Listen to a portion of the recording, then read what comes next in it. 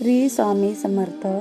स्वामी भक्तांनो, आयुष्यात कितीही कठीण परिस्थिती आली तरी एक गोष्ट कधीही सोडू नका, स्वामींवरचा विश्वास.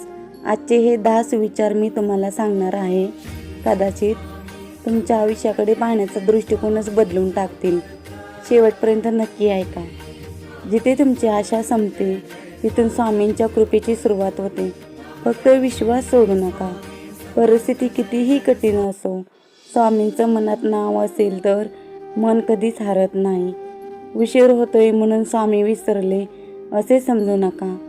योग्य वेळ येताच ते सगळं बदलून टाकतात. आजचा संघर्ष उद्याच्या सुंदर आयुष्याची तयारी असतो. स्वामींवर विश्वास ठेवा. तुम्ही एक पाऊल विश्वासाने टाका, पुढचा मार्ग स्वामी स्वतः तयार करतील.